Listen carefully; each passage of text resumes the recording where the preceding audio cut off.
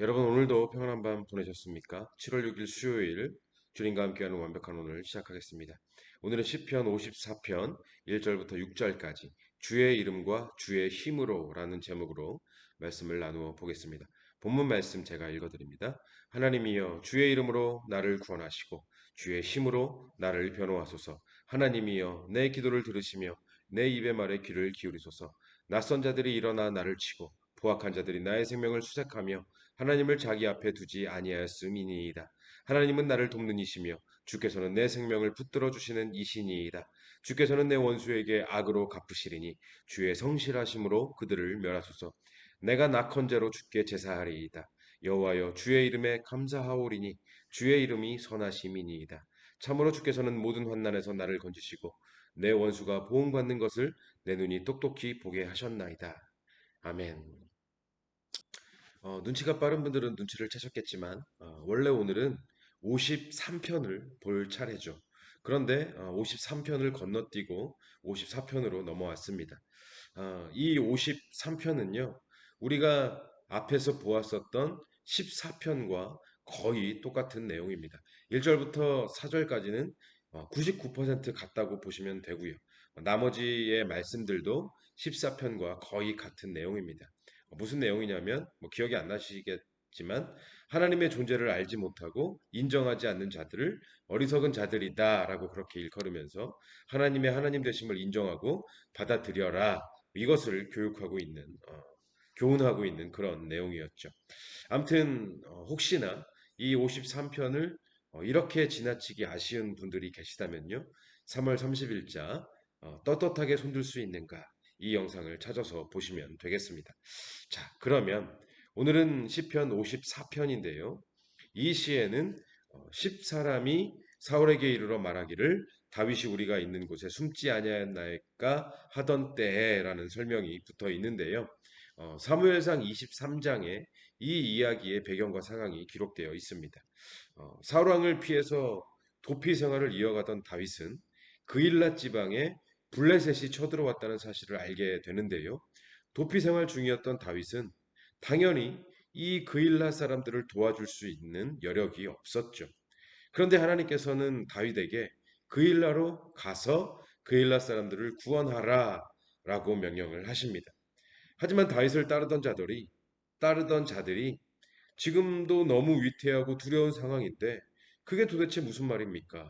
난색을 표합니다. 그러자 다윗은 하나님께 재차 다시 묻는데요. 하나님은 가서 블레셋 사람들을 물리치고 그일라를 구원하라. 내가 블레셋 사람들을 네 손에 넘기리라. 하나님의 의지는 이렇게 확고하셨습니다. 그래서 결국 다윗은 하나님의 말씀에 순종해서 그일라로 갔는데 하나님의 말씀대로 몇 안 되는 병력으로 블레셋을 물리치고 그일라 사람들을 구원하게 됩니다. 그런데 사울이 이 소식을 듣고 다윗을 잡기 위해 그일라로 내려오자 어떤 상황이 벌어졌느냐? 이 그일라 사람들이 사울 왕에게 다윗을 넘겨줄 계획을 세운 것입니다. 하지만 하나님께서는 다윗에게 이 상황을 알려주셨고 사울 왕이 도착하기 전에 그일라에서 빠져나오게 되는데요.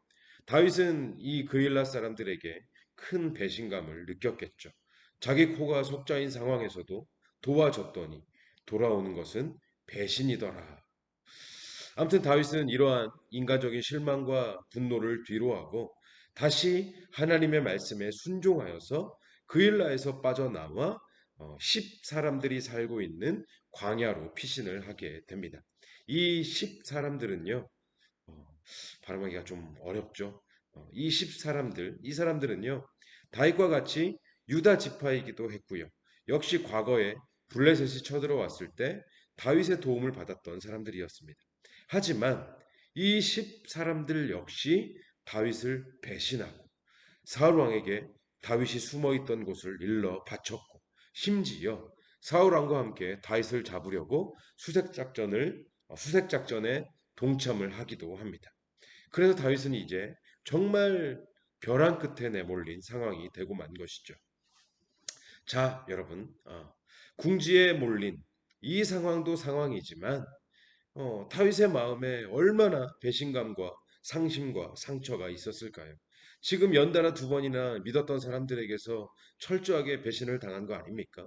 물론 다윗에게 도움을 줬던 아히멜렉 제사장과 노베 사람들이 대학살을 당했기 때문에 이 사람들 입장에서는요, 정말 어쩔 수 없는 선택이었을지도 모르겠습니다. 그래도 다윗의 입장에서는 배신은 배신이고 상심과 상처는 클 수밖에 없는 건 아니겠습니까? 그런데 지금 이 다윗의 상황이 더 힘들고 괴롭게 느껴지는 것은요. 사람들의 배신도 배신이지만 그 일날을 빠져나오는 것도 그리고 씹으로 피신을 한 것도 다윗 자신의 판단이 아니라 하나님의 말씀에 순종한 결과였다는 것입니다. 다윗은 하나님이 하라고 한 대로 했고 가라고 한 대로 간 거거든요. 어쩌면 그래서 이 상황은요. 사람에게도 배신을 당하고 하나님께도 배신을 당한 그런 상황일 수 있었다는 것이죠. 하지만 이런 상황에서 하나님께 드리는 다윗의 기도를 보니까요. 이게 참으로 위로가 되고 은혜가 되고 힘이 됩니다. 먼저 1절을 같이 봤으면 좋겠는데요. 하나님이여 주의 이름으로 나를 구원하시고 주의 힘으로 나를 변호하소서. 다윗이 지금 무엇을 근거로 하나님께 구원을 호소하고 있습니까? 주의 이름으로 나를 구원하시고 주의 힘으로 나를 변호하소서. 하나님의 이름과 하나님의 힘을 근거로 하나님께 기도하고 있다는 것입니다. 여러분, 우리가 어떤 어려움을 당했을 때, 누군가의 도움을 받으려면요, 그 사람과의 관계가 굉장히 친밀해야 합니다. 친해야 합니다. 제가 지금 치과 치료를 친구 의사에게 받고 있는데요. 이 친구가 치료비를 받지 않아요. 치과는 치료 자체도 무섭고 그렇지만 사실 치료비가 더 겁나는 거 아닙니까? 한두 푼이 아니잖아요. 제가 천안에서 치과 한번 잘못 갔다가 낭패를 본 적이 있거든요. 그렇다고 해서 뭐 아무 치과에나 찾아가서 다짜고짜 도와달라. 이러면 도와줍니까? 안 도와주죠. 쫓겨나요. 내 상황과 입장을 헤아려 줄 정도로 친하니까 도움을 청할 수도 있는 것이고 친하니까 내 편이 되어서 도와주는 거예요. 그리고 또 예를 들면요. 군대에 막 입대한 이등병이 있는데 얘 아버지가 사단장이야. 여러분 그러면 이거 이 아이 건드릴 수 있어요, 없어요? 못 건드려요. 잘못 건드렸다가는 큰일 나요.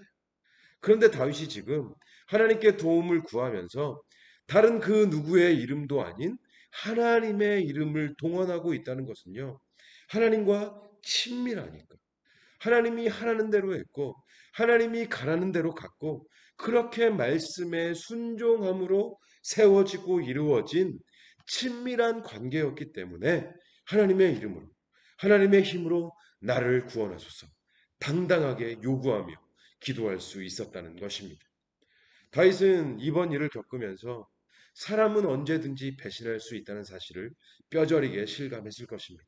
하지만 이 배신의 아픔과 상처 가운데에서 다윗에게 남겨진 것은 무엇입니까? 하나님은 결코 나를 버리지 않으신다는 것입니다. 하나님은 결코 나를 배신하지 않으신다는 것입니다. 5절 말씀. 주의 성실함으로 그들을 멸하소서. 여러분, 성실하다는 것이 무슨 말입니까? 영어로는 faithful, 믿을 만한, 신의가 있는 이런 뜻입니다. 그리고 히브리어 원어로는 아만이라는 단어인데요. 목숨을 걸 수 있을 만큼 믿는다라는 뜻입니다. 우리가 잘 쓰는 아멘. 이 아멘이라는 말이 이 아만에서 나온 부사형 단어거든요. 다윗은 하나님을 믿었다는 것입니다. 그런데 그냥 믿은 게 아니라 그냥 믿은 게 아니라 목숨을 걸어도 되는 그런 믿음으로 믿었다는 것입니다. 하나님은 절대로 나를 배신하지 않으시는 하나님. 절대로 나를 버리지 않으시는 하나님. 믿고 확신한 것입니다. 비록 사람에게는 배신을 당했지만, 그래서 상심이 되고 상처가 되었지만, 절대로 나를 배신하지 않으시는 성실하신 하나님께서 나를 위해 일하고 계시는데, 내 목숨을 걸고서도 믿을 수 있는 하나님께서 그 이름과 그 힘으로 나를 구원하시는데 벼랑 끝에 몰린 이 상황도 두렵지 않은 겁니다. 사람의 배신으로 인한 상심과 상처도 다 이겨내는 겁니다. 그래서 다윗은요, 6절과 7절에서 이렇게 노래합니다. 내가 낙헌제로 주께 제사하리이다. 여호와여 주의 이름에 감사하오리니 주의 이름이 선하심이니이다. 참으로 주께서는 모든 환난에서 나를 건지시고 내 원수가 보응받는 것을 내 눈이 똑똑히 보게 하셨나이다.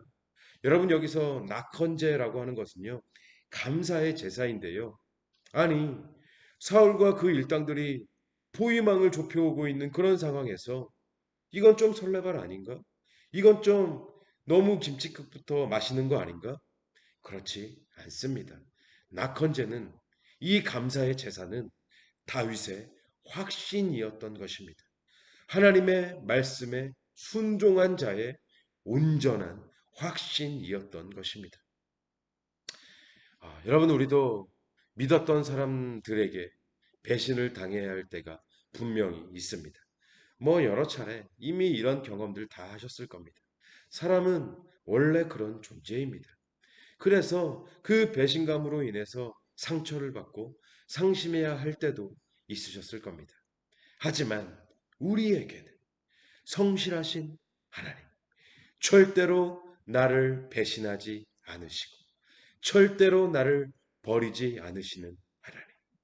내 목숨을 걸고서도 믿을 수 있는 하나님이 우리에게는 계십니다. 하나님을 향한 믿음은 결코 배신이나 상처나 상심으로 돌아오지 않는 것입니다. 여러분, 아멘이십니까? 이 성실하신 하나님을 향한 확고한 믿음으로, 흔들림 없는 믿음으로 사람에게 받은 배신의 상처와 상심을 이겨내시기를 바랍니다. 또한 벼랑 끝과도 같은 상황에서도 다윗과 같이 하나님의 말씀에 순종함으로 하나님의 이름과 하나님의 힘을 근거로 당당히 기도할 수 있는 저와 여러분들이 되셨으면 좋겠습니다.